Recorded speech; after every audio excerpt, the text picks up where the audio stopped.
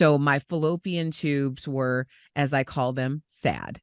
Um, it was my first indicator of what was happening in terms of my infertility. Sometimes I have patients that come to me of an older age and they don't even understand what their fertility means.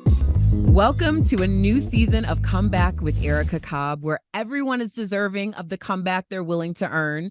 So thank you so much to all of you who joined my little sister Ebony, and I for our summer session bonus episodes, where I just got a chance to talk about myself, bring you into my family life with my sister, and also talk about a journey that I am bringing you along with me. As you know, Come Back with Erica Cobb is always about testimony teachers and medical professionals, educators, people who are helping you with your journey along the way. And for those of you who have been listening over the summer, you know I am in the middle of my IVF journey, and it's something that is very personal to me. But as a transparency person, as a testimony teacher, I want to include you in this conversation in hopes that if you aren't feeling like your story is being heard, if you are feeling like you're alone in an infertility journey, I want you to know that I am with you. I hear you. And today I am bringing to you a resource. So, as we know, 11% of women in the United States are affected by infertility. But as Black women, we often don't hear our stories, and the disparity of access can be vast. But joining me today is an award-winning OBGYN who earned her medical degree from Meharry Medical College, completed her residency in obstetrics and gynecology at LAC and USC Medical Center, and completed a fellowship in reproductive endocrinology and infertility at the Mayo Clinic. And guess what, y'all? She can provide us with medical information from the lens of a Black woman. We love to hear it and see it. Dr. Tiffany Jones, welcome to Come Back with Erica Cobb. Thank you so much for having me. It is a pleasure to be here. I am, first of all, just so grateful for your time, for your insight and medical perspective. Obviously, this is something that can be very personal. It can be a very painful journey. But you opted into this field. So when you decided to get into medicine, why did you particularly choose both fertility and fibroids? Yeah, it was because of women like yourself, right? I got to meet so many powerhouses when I was training that had accomplished so many things in their life, but then the fertility motherhood journey became a struggle. And being a goal oriented person myself, I really, something really touched me to say, I would like to walk this journey with women who have done everything right. And we're not going to let this be the one thing they can't accomplish. So it was just very touching to have those type of stories come across in training. And then I was very lucky to go to a program that had one of the leaders in infertility, Dr. Richard Paulson, as a mentor, and all of it just came together. Well, we are so blessed that you are not only in this field, but you are giving us so much hope and inspiration, and really you're mirroring us in terms of understanding the plight that we as Black women are going through in particular, because I feel like that's an added layer when we're talking about the fertility journey. And I just wanted to share with you kind of how I realized how ignorant I was, or misinformed, maybe I should say I was, about infertility when it came to Black women. And a big part of the reason why is because when I was in college and the tender, naive age of 19, I read in an article in the newspaper that there was an ad for egg donors. And Mm-hmm. I checked every single box until the last one. And that was they were looking for only Caucasian women. And I thought, in my mind, oh, well, of course, because Black women don't have fertility issues. That's how I reconciled. And I would say I'm embarrassed about it, but I remember that being such a pivotal part of the story for me. So why do you think that so many people believe that that is the case, that Black women don't suffer from fertility issues? Well, I think your story, the most important point was that they weren't even looking, they weren't checking for us, Mm. right? It's not that you missed it, it's that they missed it. We've suffered from infertility since the beginning, right? At higher rates than our Caucasian counterparts. Mm. But who's been helping us? You know, who was it designed for? And now people are catching up.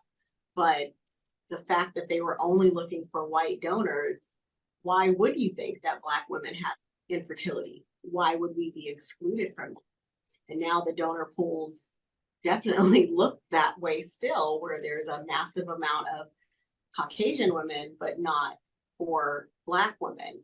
But I also think it stems from a long history of us being considered very fertile, maybe even having too many children, and maybe not wanting us to procreate at the rates that other people do. So it's very complicated. But that example that you give is very important because it's still, even though that was when you were 19, it's still very true in some of the spaces today.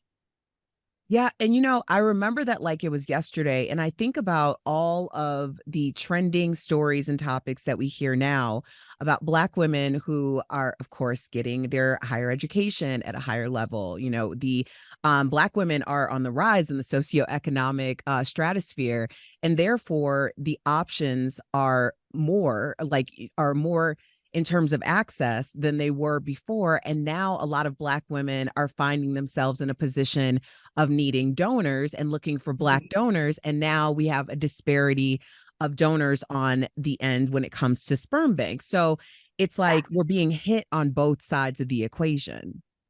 Exactly. So do you think because I thought it was interesting, and I think a lot of my audience might have been surprised when you said that Black women have been suffering from infertility issues at higher rates than our white counterparts. Do you think that that's something that we're talking about more, or do you think that it's constantly been on the rise? I think it's hard for me as a Black physician because a lot of my patients are Black women. I care for everyone, but Black women do sometimes want to seek someone that looks like them. So then, in my lens, because I see so many Black women, I'm very hopeful that it is being talked about more and that patients have more access. But I think that truly, if we look outside of me and what I see on a day-to-day basis, no, we could do a lot better. Because even the education part, sometimes I have patients that come to me of an older age and they don't even understand what their fertility means. They've been seeing their OB-GYNs for years and no one's really talked to them about fertility. We do a great job about talking um, about birth control, about family planning in the respect of not having children. But when it comes to, matriculating through life and getting to ages where you really need to put what you desire for your family goals to the forefront, no one's talking to us and maybe not talking to women in general enough about that. I am just nodding my head because I do want to get into more specifics of my personal journey a little later. But when you talked about the family planning, the birth control, um, I'm nodding my head because I didn't find a Black female OBGYN until 2020. And that's when I first discovered that there was actually an issue, because she took the time to really go through all of the check marks and send me to all of the specialists, because there were a lot of red flags that no one had put on my radar until that time, that they were red flags. So I'm 100% understanding. I also live in a city where the population is, I think we're at less than 7% Black. So it is difficult to find any medical professional that really looks like me. But I 100% understand what you're saying. So what are some of the leading causes of infertility? So, for women in general, ovulation factors such as polycystic ovary syndrome is a very major contributing factor to infertility.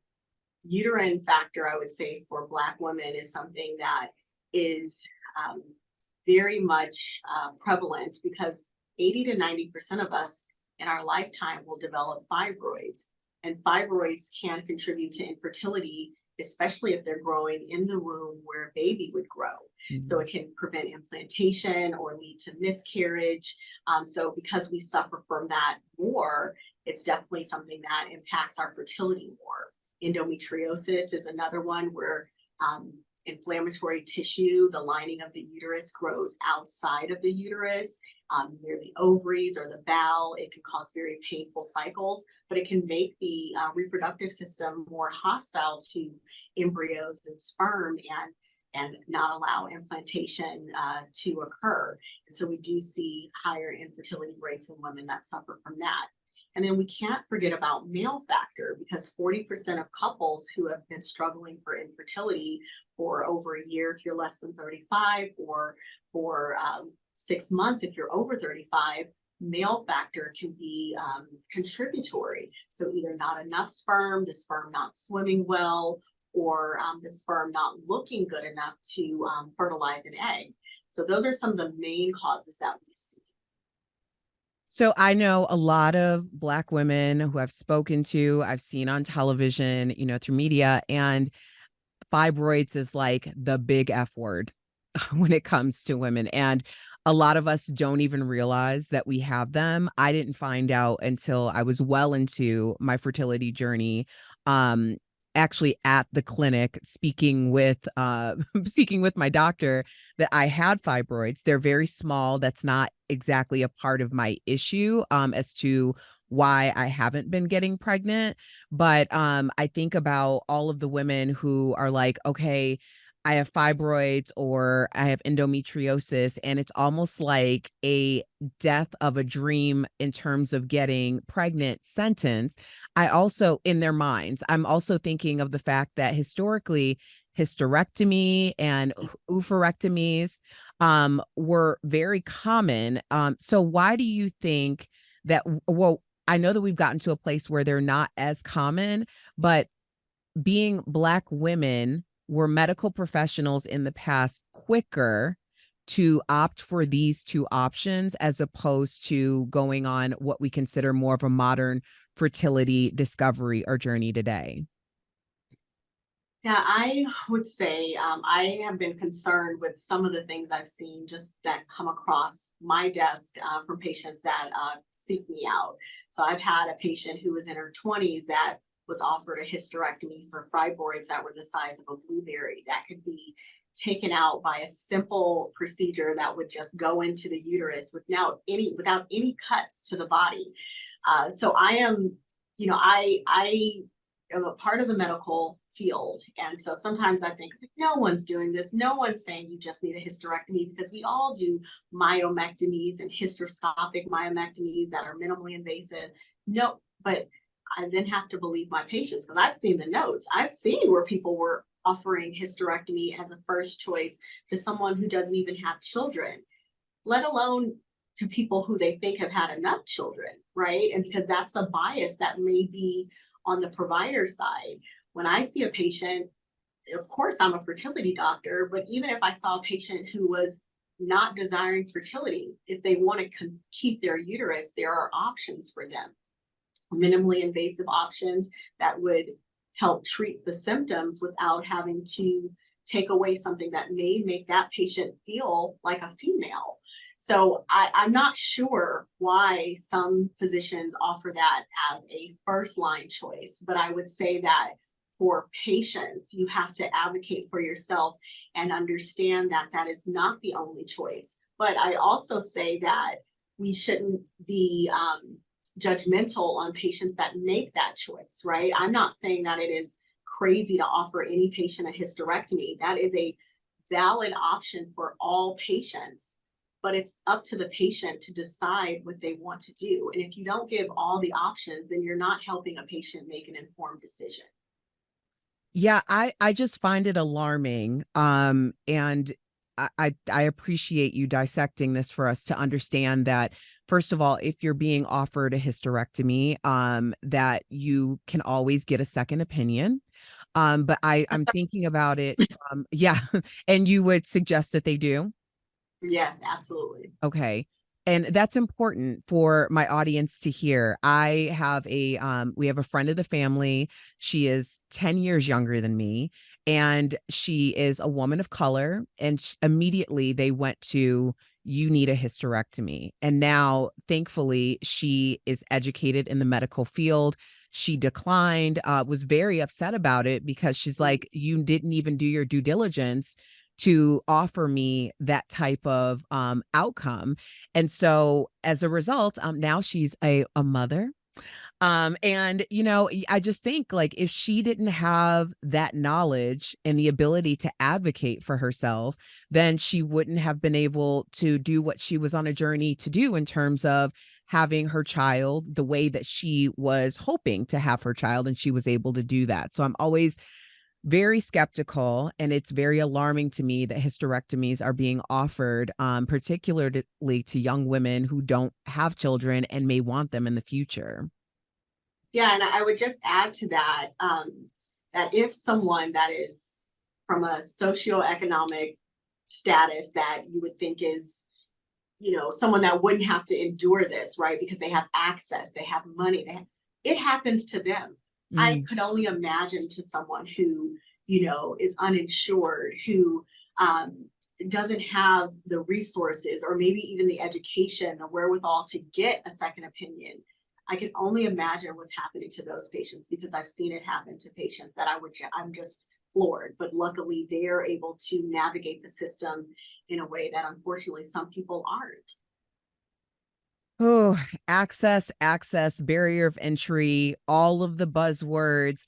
You're listening to Comeback with Erica Cobb. We are speaking with Dr. Tiffany Jones, who is, I mean, an absolute rock star, OBGYN, fertility specialist, also focused in fibroids, and she is dropping some major gems for us. I want to go into my particular journey because I've been fairly transparent with my audience.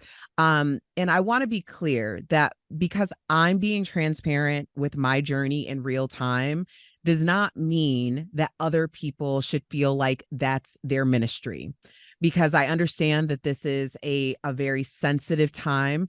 But also for me, the scariest part of my journey thus far has been the fear of the unknown.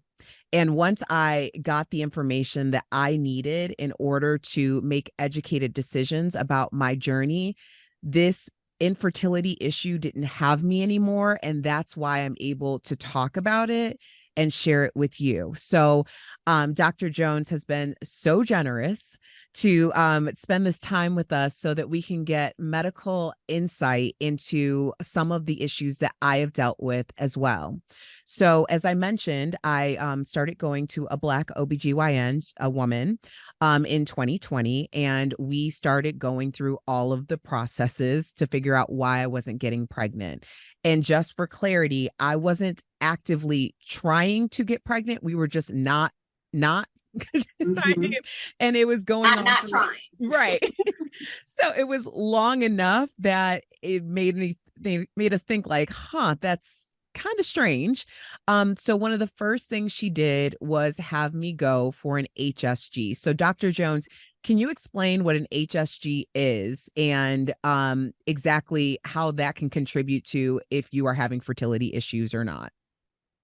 Yeah, so an HSG is a hysterosalpingogram, which is an X-ray that we do to check the patency of the fallopian tubes, or to say, are the fallopian tubes open? So the fallopian tubes are attached to the uterus, and that is how an egg and a sperm meet. Fertilization actually starts in the fallopian tube, and then the embryo travels into the uterus from that fallopian tube. So when we're looking for causes for infertility, the tubes being open is a very important factor to check. The way the test is performed is a catheter is placed into the cervix. The cervix is the opening of the uterus.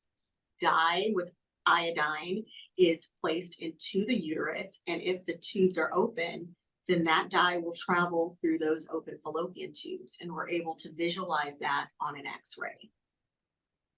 So I did this procedure. First of all, it was very painful. I did not realize that it was supposed, just for out of curiosity, do you generally get some kind of pain reliever or sedative during this procedure?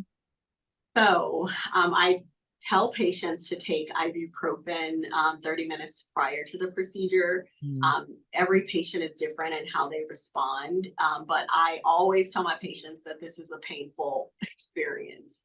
It usually doesn't take a long time to do it, but because the uterus is a muscle, when you introduce anything into it, it's going to start to contract, which is like a cramp. And some of us may experience menstrual cramps during our cycles, and it would be a very strong menstrual cramp. And so some people can't tolerate it at all, and it can be done in an OR setting, in an operating room. Some people do nitrous gas. I think very few clinics offer that. It's something that is typically not done with anesthesia in a clinic setting, but it's probably because it was designed by a man who never had to undergo it. Right. Because I've done the test. I haven't had it done on myself, but I've done it on hundreds of patients, and I can tell you that it is an uncomfortable test to endure. But patients do it because they're wanting to, know their results. But yeah, it can definitely be very uncomfortable. Well, I appreciate that. I wish I would have known that going Mhm. in. Um, but I'll tell you, it is a very necessary test. It was my first indicator of what was happening in terms of my infertility. And it turned out that I didn't have spillage on either side. So my fallopian tubes were, as I call them, sad. Um, so that was the first indication that there was and I would say like my hardware versus my software. So I was like, oh, so Yeah. there's something wrong with my hardware. Mhm. And but as painful as it was, I'm not trying to deter people from doing this, because that was really the very beginning of seeking answers and figuring out what the course of action was going to be. So the next step was I was referred to get an MRI. And that's where I discovered that I have a pituitary adenoma. So, Dr. Jones, can you explain what that is and why that is another cause of my infertility?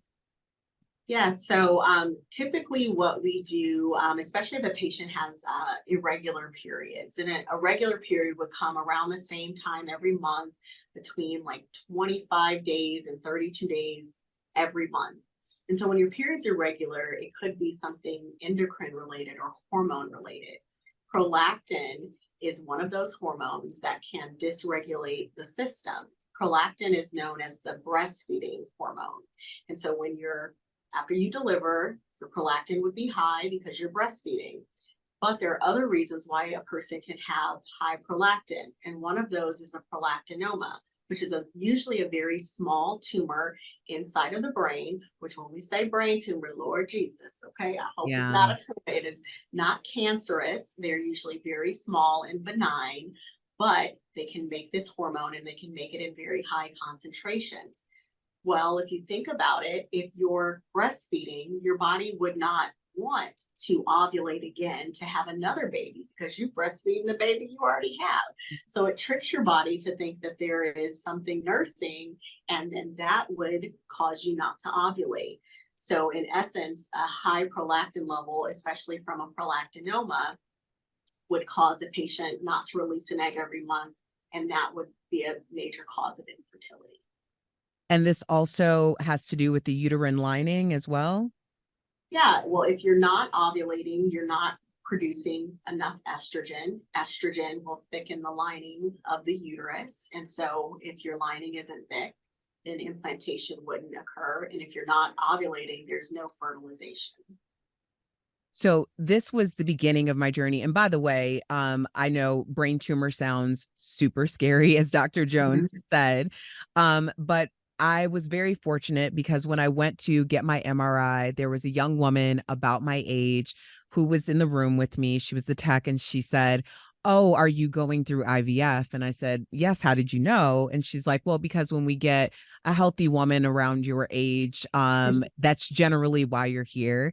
And she said, listen, if you end up with this pituitary adenoma, she's like, I know it sounds really scary. The brain tumor sounds really scary. She's like, but it's actually more common than you think. So how common is it? Well, I would say it's not fairly common. I would say it's less than 1% of Oh, patients that I wow. have it. So it's Maybe not it was that common. common at the MRI But office. yeah, oh no, and that's what I'm saying about the lens, right? Like I see a lot of Black women, so I would think all Black women are getting treatments, but that's not true. And if you Right. work at an MRI place, everybody you see is going to have a pituitary problem because that's why they were referred. But it's not a very common cause or a very common thing. And I get prolactins all the time, and I see it, but I don't see it often. And just so you know, as scary as it sounds, I just take cabergoline, which is like Mhm. half a tablet twice a week. So that's really it. It wasn't, that was the solution. I thought, oh God, what are they going to do? And she's like, here's a prescription. So it wasn't as daunting as I anticipated it being. Yeah, it's not something that we usually have to recommend brain surgery or anything. One of the tumors that would likely regress with just a pill, and something that you probably wouldn't even have to take for lifelong. So it is something that is scary but very treatable. So I want to continue on with the transparency of my journey because now I had all the information that I needed. Of course, I had ultrasounds and all of that, but those were the two big things. And honestly, I was on my journey for over a year before I ever started my first stem, which I'll have Dr. Jones explain what that means. But I've been showing on social media. Honestly, I wanted people to understand, like, everyone always talks about how hard the IVF journey is. And I want people to understand that hard is a relative word, because I understand that when you say something's hard and people don't have context for it, it adds another barrier to their ability to conceptualize it being possible for them. So I just want to open that up to the difficulty and the way that I saw it. So once I was armed with all of the information, the actual process of STEM wasn't hard for me because I felt so fortunate to have all of the knowledge and know that I had options. So can you explain, Dr. Jones, what the STEM process is? Yes, so the stimulation process is where you start taking medications, which are typically injectable medications, for about 2 weeks time, 2 to 3 injections a day. Most stimulation protocols are very similar. There's two medications that usually help to grow the follicles, which are the fluid-filled sacs that have an egg inside of them, and we have to grow those follicles to harvest those eggs. They have to get to a certain size. The third injection is usually an antagonist to prevent you from ovulating those eggs. Because when we go to harvest them or retrieve them, eggs are microscopic. So we drain the follicles with a needle, and then the egg should come with it. But if they've already ovulated, they're free floating in the body and we would never find them. So what I find to be most daunting for a patient is giving themselves injections, because most of us, unless we're diabetic, have never had to endure that. But the needles are very tiny. They go into the tummy, so usually you're able to give it to yourself. I myself have a needle phobia. Okay. Wow. Karen, oh yeah, I don't stick myself. I just got a flu shot and almost passed out for that. But they do, some places have nursing support that you could utilize if you've had an issue with giving yourself needles, and we can always train a spouse or a friend to do it. But I think usually it's the first 2 days that is the hardest. And then once you do it, you realize that it's not as scary, it's not as painful as somebody might think. So you get over that hump, and people usually do quite well. And then you look up and it's over. Yes, it does. I will say that it goes by so fast, much faster than I ever anticipated. I will also give a suggestion for those of you who are going to go through the fertility journey, and you will have to use the needles and your Menopur and your Ganol and all the things. I'm like, I'm a quasi, expert at this. You're a pro. But what was really helpful for me, if you do have a needle phobia, is leading up to the stem process. I've been doing acupuncture for quite some time. So that really helped me not only kind of get over the idea of getting poked, but also acupuncture. I do give a lot of credit for how successful my stems were. My acupuncturist is essentially an OBGYN for Chinese medicine, and she was really helpful in terms of the entire process. So I did appreciate acupuncture. Why is acupuncture helpful when it comes to IVF? So there are some studies to suggest that acupuncture can help re-navigate blood flow to those reproductive organs. And we know that blood is a life force. So it's bringing oxygen, it's bringing healing properties to those organs. And so that may be a reason. Do we have a concrete reason? No, but there are a lot of studies to suggest that it can be very helpful to some patients. Yeah, it was very surprising how well I did with STEM, because I was told, and I do understand that a lot of doctors will give you very conservative estimates as to what to expect. But I was told to expect between 1 and 5 embryos for all 3 rounds that I was told I would need to do. And I was going to go back to back to back. Doing everything that I did, I ended up very gratefully with 18 follicles, which was, or 20 follicles, which was 18 eggs. And it started with 15 embryos for the first round, which I was very, very excited about.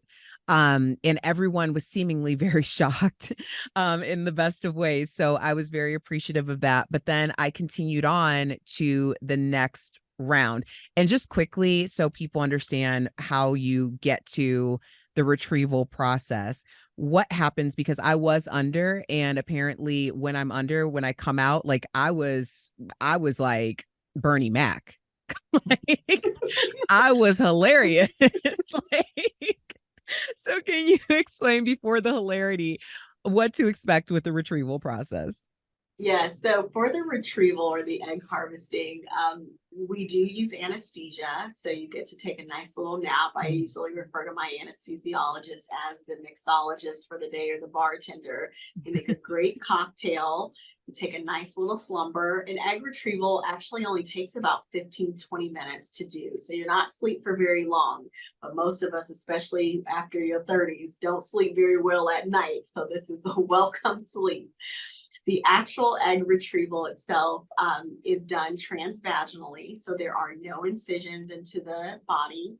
There's a needle that goes into the vagina and into the ovaries. And at that point, especially if you had 20 follicles, your ovaries had gone from the size of a walnut to the size of a small orange. So it's very hard to miss them.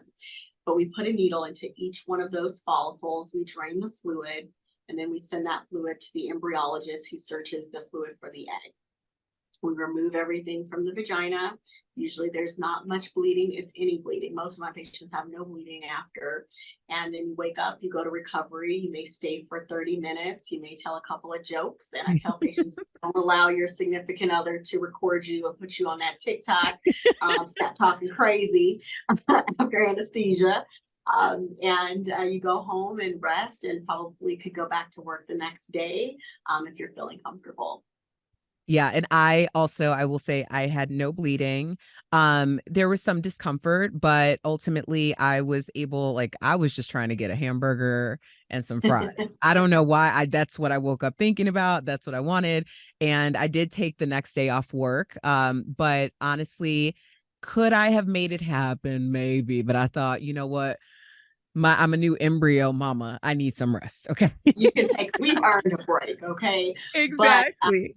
it's not a major surgery. I think a lot of times you think of these things and you like, oh, they're going to cut me, take out my ovaries, take all my eggs out. And it's a very minor procedure that we do.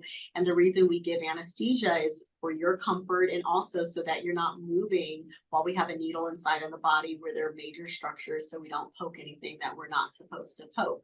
So it's something that people can endure. Now with a needle phobia, I'm not, poo-pooing it. It's still scary to go to sleep, but it's about a 15-minute process. Yeah, just have them put a little, what is that, lidocaine and everything. It's fine. It's Little verse. everything. Yeah, I'm like, it's all good. It's all good. So yeah, by the time that I got to round 2, which came just as quickly, I was like, what is that, 6 weeks later, if you go back to back?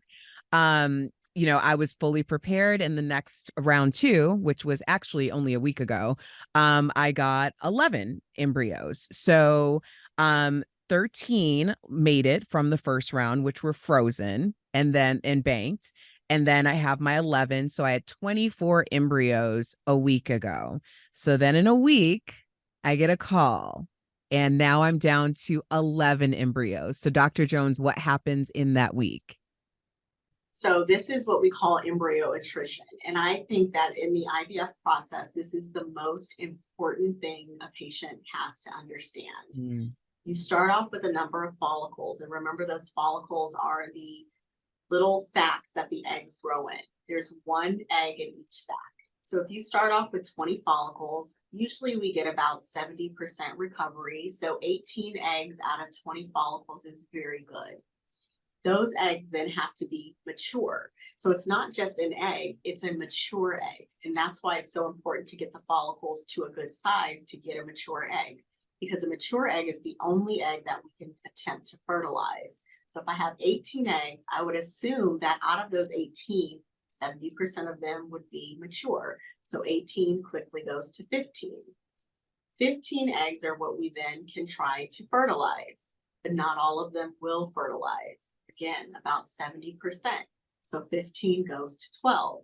Now, those newly formed embryos have to grow for 1 week in a lab. They have to divide to get to a state where they can be frozen or frozen and genetically tested.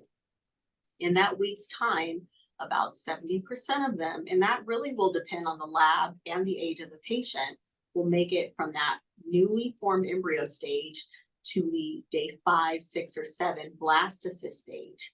So if we started off with 12 that were fertilized, then we would probably expect to have about 8 or 9 at the end of that. And then depending on the patient's age, how many of those will be genetically normal? How many of them will have 46 chromosomes?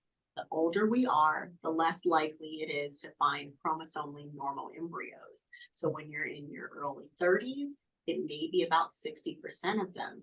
When you're in your 40s, it may be closer to 20% of them. So then 9 embryos could potentially be 3 or 4 normal embryos. But if those are normal embryos, they have very high success rates, especially if the infertility reason was a tubal factor to stick and grow and lead to a live birth. So embryo attrition on each rung will probably get you about 70% recovery. So I would say to start off with 15 embryos is great, but to have the expectation to have about 8 or 9 of them make it, and then depending on age, how many are normal, is just something that is a hard thing to grasp, because we would think 1 egg is 1 baby, but that's very far from what happens. Yes. And I was aware of all the numbers. An interesting thing, and my heart was so heavy actually right before we started speaking today, because I ran into someone, we have been kind of, neck and neck with our fertility journeys. And she got very disappointing news. And, as I was comforting her, I just kept saying, at our age, we're playing a numbers game. Yes. And the idea in the numbers game being, I was very encouraged that my numbers were high for both of my stems, but I also understood that I was probably looking at about 50%. So to go from 24 to 11, I'm still kind of right in that numbers game. Now I'll go off, or I won't go off, but those 11 embryos go off for genetic testing, as you just explained. And because I'm 42 years old, my number is about 25%, is what I'm told. So now at 11 embryos, I'm looking at, hopefully, well, I would say 2.25 embryos, but it would be two embryos realistically. So the idea of going from 24 embryos to two embryos, I want people to, one, understand and manage their expectations. So Yes. you're not having those feelings of you did something wrong. It's just a numbers game. Yeah. That's why it's actually so important to have the family planning talk in the way of, what do I desire from this life? How many children do I want? When do I want to start? And how does that affect, if you do need fertility treatments? Because I mean, your egg count is phenomenal, right? And I would say most people 42 will not have those type of numbers. So you're very blessed at that. But most patients at 42 will have like 5, 6 eggs to start with, or follicles. So then to get to one normal embryo is just very difficult, where the success rates are around 5% for live birth. So I want people to understand that, so that they can take control of this, and if it's possible to start early, or then to consider to freeze eggs if they're on a trajectory where they're going to wait later in life to start. And that's what we're going to get into in the next portion of this, because I really want you to talk about your practice. I was going to say your ministry, which, yes, I actually, your ministry Where's and my Bible? yeah. you know but also I want to talk about being very proactive about your understanding your fertility, understanding family planning in a way that most of us my age didn't understand or talk about before. So to wrap up my journey, I'm sitting at 11. I'll find out in 10 to 14 days if how many. I'm keeping it positive. The ancestors are coming through. Washed in the blood of Jesus. Yes, Okay. yes. But I feel very optimistic about it. I feel like we have a really great chance of getting some healthy embryos that we will be able to transfer in the near future. So that was my fertility journey thus far. And for my comeback community, I will continue to be open about what's happening, because I've been open about everything else and y'all have been so supportive. And I really wanted to take this as an opportunity to get you some real information from a woman who walks it like she talks it, really represents us in the medical community and giving us a lot of light and hope in this world, with Dr. Tiffany Jones. So you're listening to Comeback with Erica Cobb. We are continuing on with this IVF, fertility, fibroids. We're talking about all the things, but Dr. Jones, tell us about your practice and when you started your practice, what your vision was versus where you are now. Yeah, so I practice at Conceive Fertility Center with two fantastic partners, Dr. Julian Escobar and Dr. Derek Haas.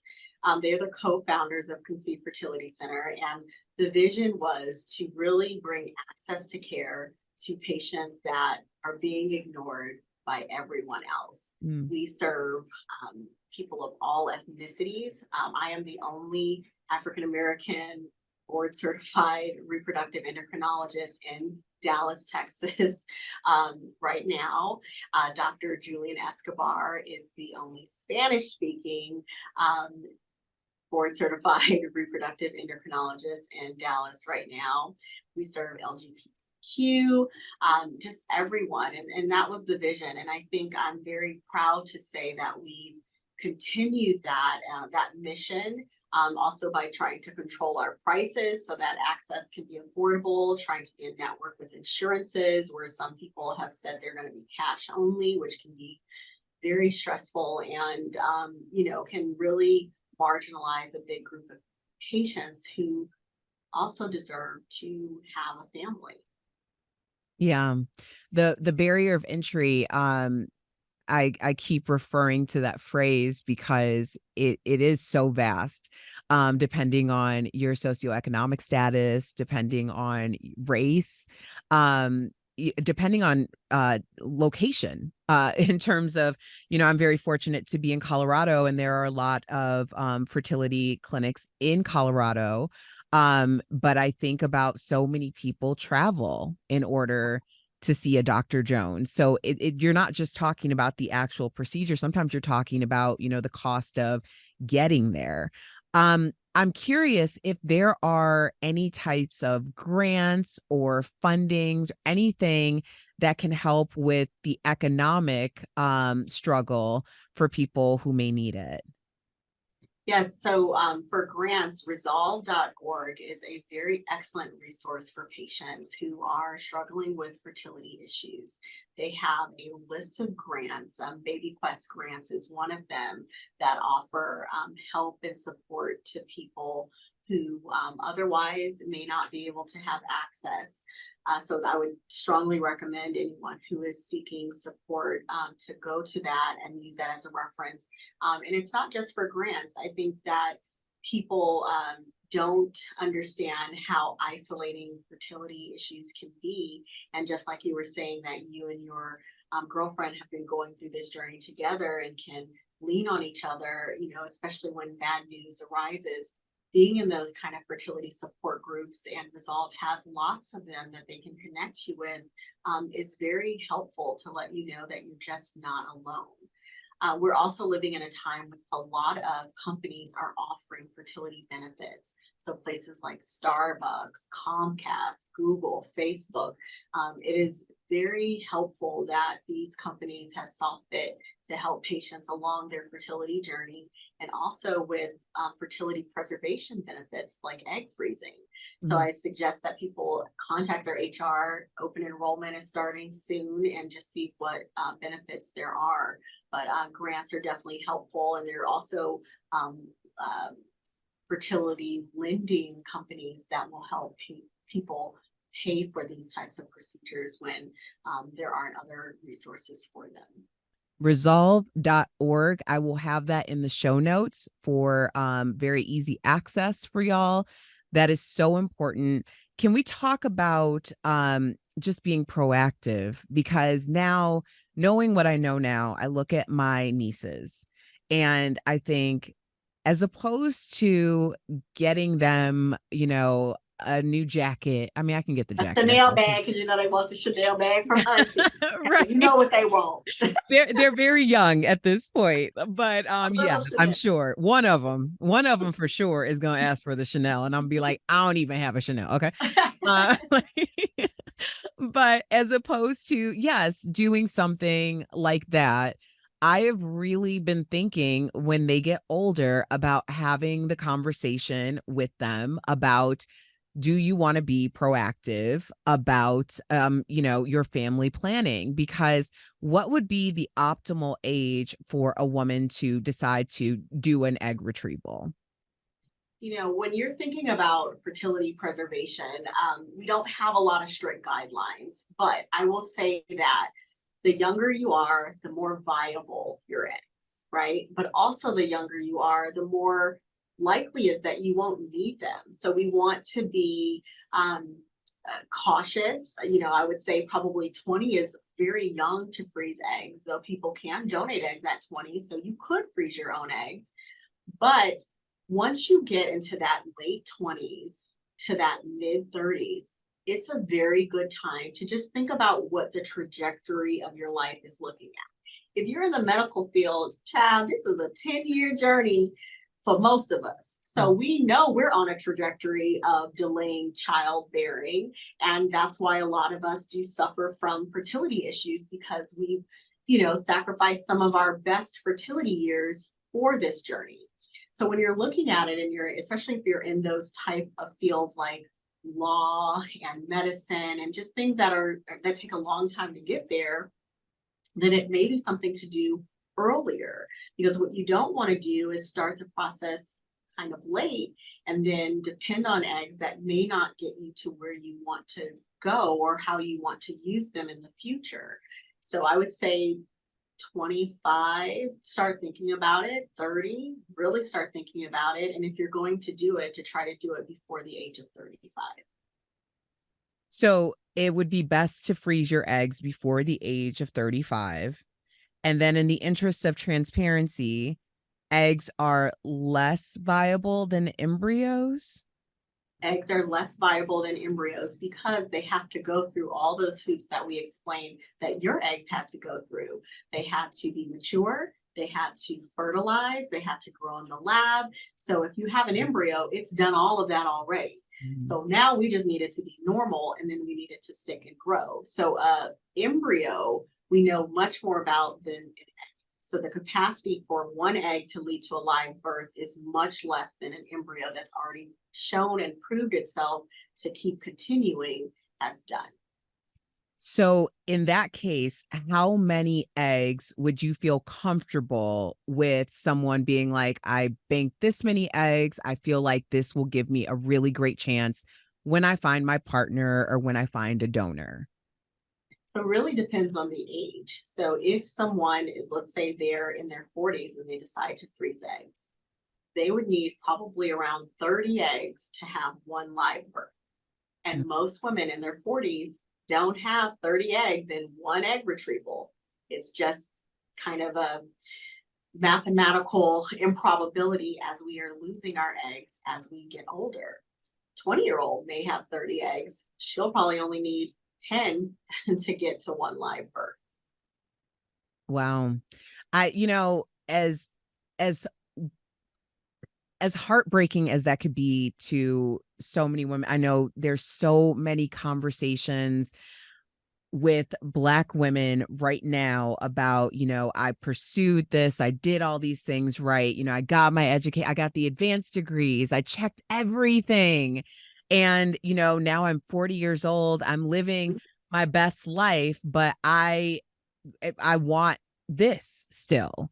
And then, depending on who you listen to, some people, like on my side of the fence, it's all encouragement. Like, sis, you can have whatever life, whatever dream, that you want. Like, it may not look the way you thought it was going to look, but ultimately, what really looked the way you thought it was going to look? Oh, You know? yeah. I think that is something that, especially people who are very goal oriented, we have like our little checklist, we have our outline, and you go from A to B to C, and that's just how we focus, and that's how we have done everything, and it's got us to a point. But when it's fertility, especially when faces don't crack, you don't realize that eggs do crack. They do. Okay. And so if you're not careful, you will be sacrificing, potentially children if you're not having those conversations just with yourself. What do I want from this life? I want a husband. I want 3 kids. Well, if you want 3 kids, starting at 40 is sometimes a tall order because these kids come every 2 years. So 40 gives you 42, then 44, then 46. And most of us, if you're not doing that type of math, you're not really planning. So we just have to, really, if we're going to use those outlines and those check boxes, we have to not just do it with our careers and our education, factor in family too.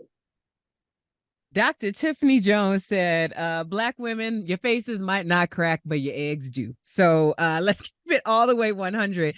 I appreciate that because, as I said earlier, things became less scary in my IVF journey when I was equipped with actual knowledge, information, and a course of action. So if we're more open about talking about fertility issues and talking about IVF journey, and just the diversity of ways that you can welcome motherhood into your life, if that's what you so desire. I do feel like, when I talked about my nieces, like, hey, y'all want me to just like forget a bag. Y'all want me to help you like go through a retrieval so that you can bank some eggs. Because I also think about it in terms of how many decisions we make based on the idea that we feel like we're running out of time. You know, we Bad might decision. Right. We might partner with the wrong person because, Mhm. oh my God, we're 30.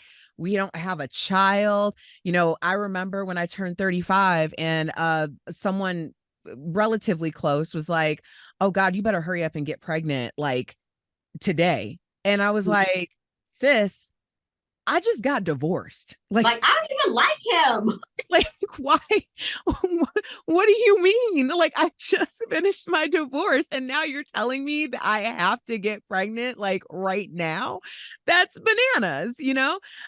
So I feel like giving young women the ability to have autonomy and choices that don't feel like they're rushed because Yeah. you are like, oh my gosh, my fertility, my eggs are scrambling. You know, it's like Mhm. it gets so serious. And I think sometimes we make decisions that may not be best for us because we're feeling the pressure. Like, I mean, you can't even sign a contract under duress. So should you be family planning under duress?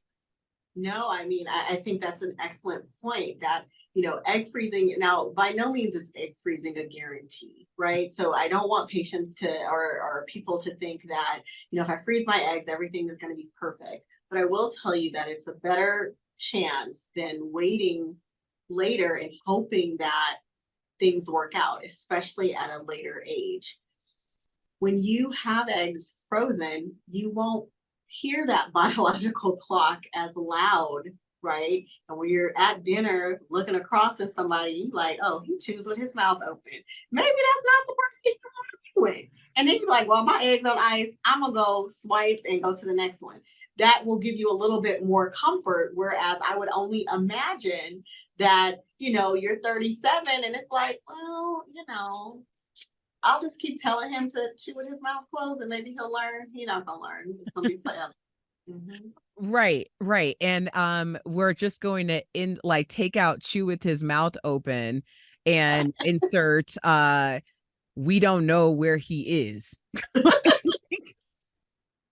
Like ever, because you know I can deal with a open mouth chewer. Can't No, deal. I can't deal with the no, love didn't bring your ass home last night. no. I don't want him to be out in these streets and I want him to chew with his mouth closed. And that's not too much to ask my guy, okay? It's not too much, okay? It is horrible, okay? I I do agree. I do agree. Yeah, my husband did have a slurping thing for a while and with soup and he was like it's a sign of respect and then I realized that, you know, he grew up with someone who it is actually, you know, traditionally a sign of respect. So he had to Mhm. break that habit because I was like that's not where I'm from. At least meet me in the middle, okay? Let's just not have soup together. Exactly. Oh my gosh, Dr. Tiffany Jones, I could literally speak to you all day, every day. I cannot tell you how much I appreciate you, how much my audience definitely appreciates you. Will you share anything you'd like to share or promote with my audience in terms of whatever you have going on? Well, I have going on, I'm in clinic Monday through Friday. But really, what I want to share is that anyone that is watching this, please understand that you do have power. We are available there. I'm not the only fertility specialist ever. There are wonderful fertility specialists all over the country that can help you. Even if you're not referred, you can make that appointment. You can get your labs checked and, and do your research. We're not afraid of Google. You can Google, but, just make an appointment if you're trying and it hasn't worked. Don't be afraid. And if you meet someone that is not giving you what you need, find someone else. Yes. Yes, because that power really sits with you. And I can say that from personal experience. In hindsight, if I were to have changed anything about my journey, I would have been more proactive about finding someone who understood me, who spoke my language, who identified that some issues were amiss earlier. But you know what? We're here and I'm feeling very positive about it. And I'm feeling very positive about this conversation. You have been such a gift, Dr. Tiffany Jones. For more on Dr. Jones and her clinic, please visit conceivefertilitycenter.com. I will have that in the show notes, or follow her on Instagram at tjonesivfmd. Is there anything else you'd like to share with our comeback community, Dr. Jones? No, it's just been a pleasure being here. It's been such a pleasure to have you. And to my comeback community, if you are listening on the podcast, you can see the visuals on YouTube. Or if you're on YouTube, get in your car, listen to us on the podcast on all podcast platforms, or on my online home, comeback.tv. Check me out on Instagram, where you can see Dr. Jones there as well. Thank you.